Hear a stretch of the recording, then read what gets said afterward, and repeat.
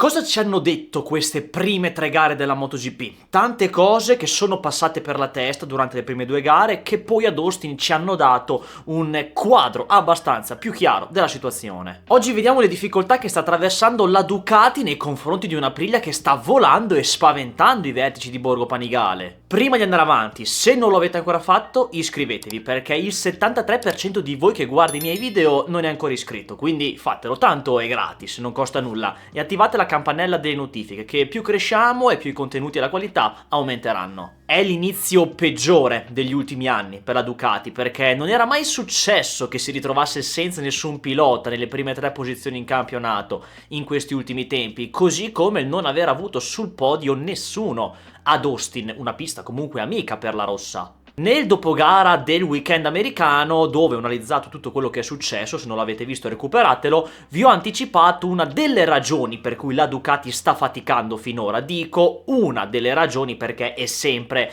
un insieme di tutto, ma questa è una cosa che sta passando inosservata, di cui si è parlato poco e che va analizzata, che non è assolutamente una scusante per Ducati, perché come vedremo i problemi sono anche tecnici. Questo tema durante gli approfondimenti del GP di Austin è venuto un po' a galla, ma a grandi linee. È da inizio stagione che dietro le quinte se ne parla e oggi cerchiamo di approfondirlo, ma è un tema che è da sempre così, non è una cosa nuova, succede ogni anno e tutto questo ruota sempre intorno alle gomme. Sappiamo che da 2 annetti a questa parte delle Michelin i piloti, i dirigenti e lo staff della MotoGP non parlano dopo gli avvenimenti delle gomme fallate del 2023 con Martin e Bagnaia che da un giorno all'altro non andava più e così via. Una sorta di dittatura e censura da parte della casa francese sulle proprie gomme che da quando sono ritornate dal 2016 hanno sempre fatto discutere. Le difficoltà della Ducati di questo inizio di stagione, oltre a quelle tecniche, come ho detto, passano anche dalle gomme, o meglio dalla carcassa della gomma. Che cos'è la carcassa? Detto come sempre in parole povere perché bisogna che lo capiamo tutti, è lo scheletro della gomma, una struttura interna che dà forma alla gomma e le garantisce la resistenza.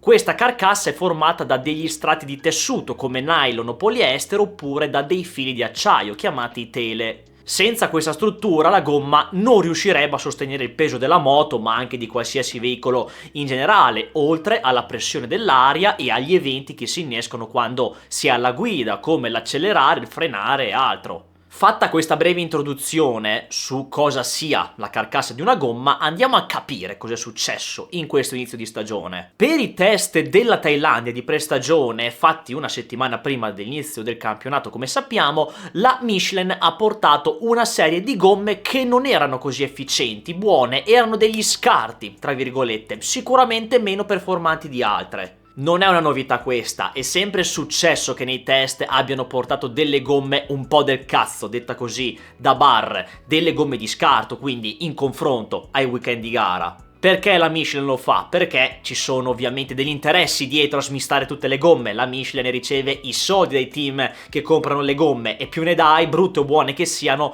più soldi incassi, quindi loro le danno via. E poi soprattutto quest'anno, che sarà l'ultima stagione per la Michelin, hanno fatto uno svuota tutto e hanno dato ogni tipo di gomma possibile. Tra queste gomme di scarto ci sono dentro le famose fallate che un pilota si può beccare anche nel weekend di gara da un giorno all'altro, che gli distruggono completamente la prestazione. Quindi le gomme di scarto le danno soprattutto ai test, ma come sappiamo c'è la possibilità che la gomma fallata possa capitarti il venerdì, il sabato o la domenica. Dunque sia team che piloti possono rimanere inculati in base al lotto di gomme che ottengono, che sappiamo che vengono dati tramite un sorteggio. Non è il massimo per un team e un pilota trovarsi in questa situazione dove ogni gomma rischia di essere diversa dall'altra e che non possa avere la stessa performance. Ad una settimana di distanza tra i test e la prima gara la Michelin ha portato un'altra carcassa diversa da quella dei test, quindi da un giorno all'altro piloti e team si sono trovati con delle gomme diverse di punto in bianco.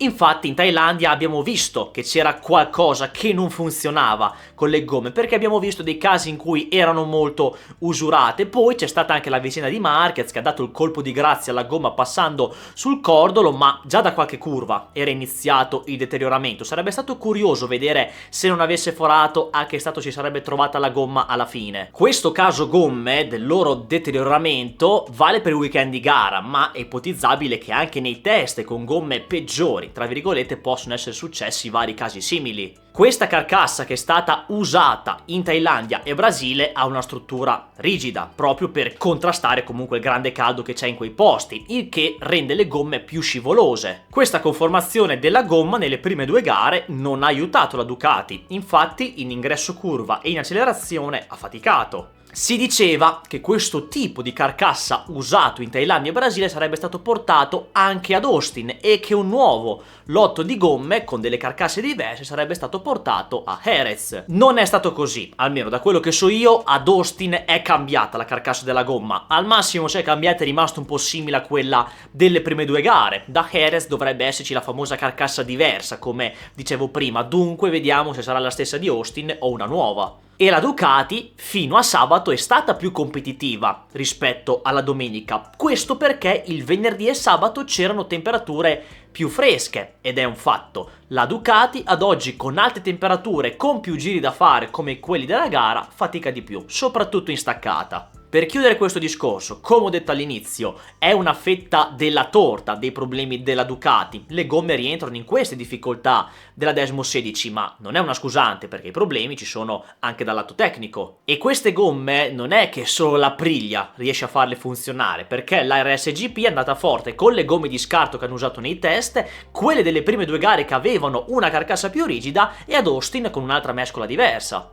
Questo per dire che l'Aprilia si sposa benissimo con ogni gomma, non è che la Ducati è indietro per colpa delle gomme e basta, assolutamente no. L'Aprilia dopo queste prime tre gare è davanti a Borgo Panigale perché ha un pacchetto tecnico migliore che, come ciliegina sulla torta, si trova benissimo con ogni tipo di gomma. Come ho già detto varie volte, un primo bilancio della competitività dal lato tecnico di Aprilia e Ducati ci sarebbe stato ad Austin e l'abbiamo visto. Ducati è più in difficoltà e deve ricucire il gap. Un'altra controprova l'avremo a Jerez, ma non per discutere della competitività dell'Aprilia, perché non è che stiamo facendo passare le gare come per dire bah, l'Aprilia forse è un fuoco di paglia, aspettiamo di vedere le varie piste europee. Magari c'è chi può pensare questo, ma la moto dell'Aprilia è quella e la stiamo vedendo. In ogni condizione ha fatto vedere di essere molto veloce ed è capace, molto probabilmente, di giocarsela su ogni pista, cosa che gli è sempre mancata finora. Quest'anno dovrebbero aver concluso anche quello step. Perché l'Aprilia va forte con tutti, lo stiamo vedendo. Ogura riesce a farla andare oltre ai due super piloti ufficiali. Anche Fernandez ogni tanto si è fatto vedere, però è sempre l'ultimo dell'Aprilia e lì è più una questione di pilota che di mezzo, perché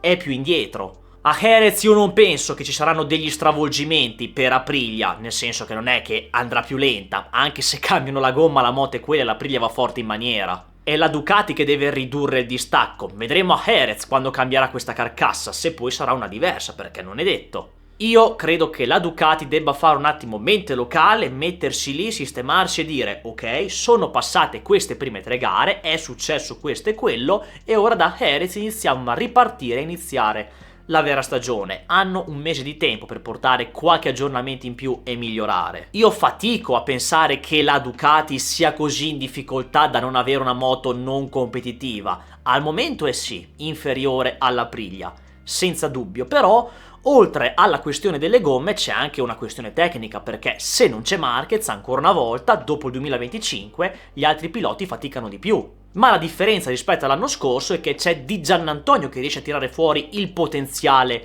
della moto, perché Marquez sappiamo che lui nasconde i problemi della moto, una cosa che agli ingegneri non piace, perché il reale valore di una moto lo si vede sempre dalla seconda moto e quindi questa Ducati secondo me qualcosina ha, va sistemato qualcosina in più, però con Di Giannantonio lo dicono sia i fatti con le pole position e i risultati, perché comunque la prima Ducati in campionato è la sua e guida la stessa di Marquez, Bagnaia e Alex Marquez. La scala di competitività dei piloti Ducati ve l'ho fatta vedere nel dopogara, però anche quest'anno, come dicevo, al momento se c'è uno che alza il livello bene, se no la moto ha delle lacune e difficoltà che non permettono a tutti di stare lì davanti, tipo come nel 2024, che quella lì è la moto migliore di tutti. Come ho già detto, io penso che la GP26 abbia fatto un piccolo miglioramento dalla 25, perché ha un po' gli stessi problemi in ingresso in staccata, però Diggia ci dimostra che non solo Marquez può renderla competitiva, e anche Bagnaia, perché il venerdì e il sabato ad Austin è stato veloce.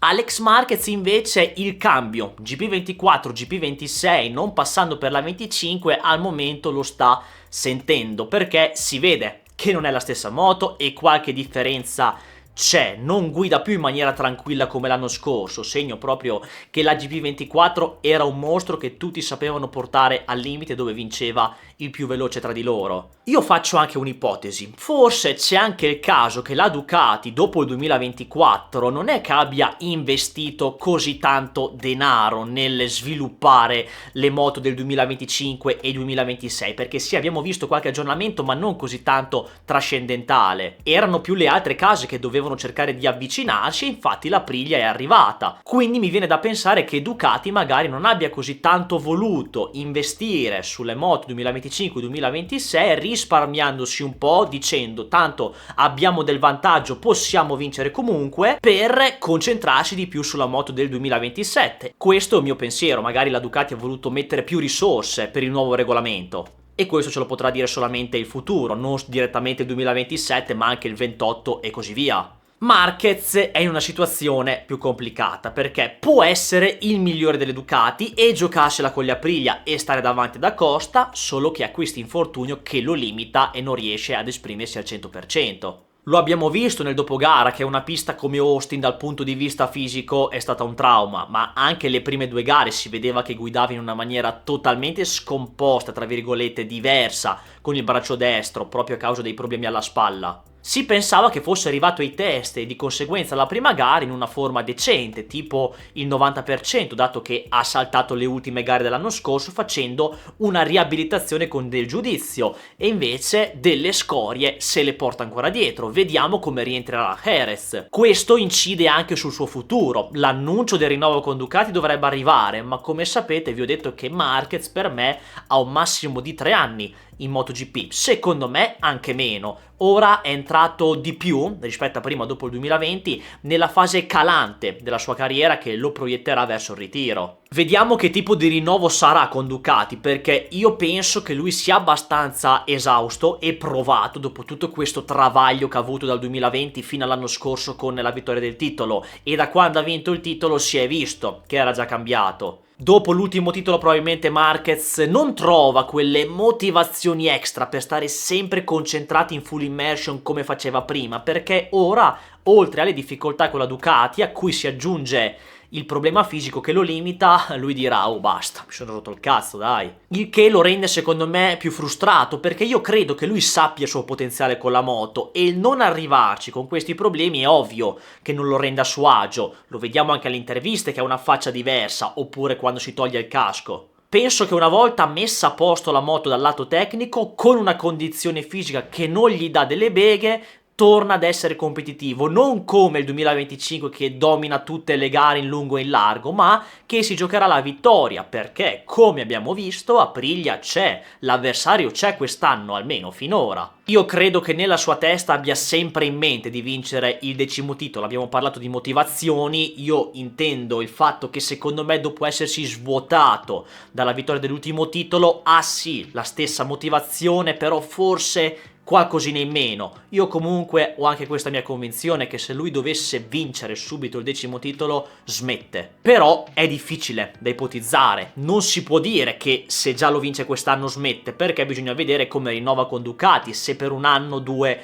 o altre opzioni particolari. Quando avremo i dettagli del rinnovo, a meno di clamorosi colpi di scena, potremmo fare delle ipotesi, perché Marquez è arrivato ai suoi ultimi giorni in MotoGP. Io non so se nel 2028 lo vedremo in pista e c'è ancora da pensare al 2027. Vediamo se ci sarà, perché le voci ci sono, ma il rinnovo è pronto e vediamo come sarà. Fatemi sapere la vostra nei commenti ragazzi su questo caso Michelin delle prime 2 gare, questa piccola crisi Ducati, perché non sono solo le gomme ma c'è da rivedere qualcosa anche a livello tecnico, mentre l'Aprilia con qualsiasi gomma che sia buona o no c'è e ha dimostrato di avere una gran moto al momento che è migliorata e che può giocarsela ogni gara, il che dunque automaticamente la porterà a battagliare per il titolo. Iscrivetevi se non l'avete ancora fatto, perché a me fa molto la differenza per andare avanti, e attivate la campanella delle notifiche, così ci vediamo presto per un nuovo video che sarà bello interessante, tornerà una storia.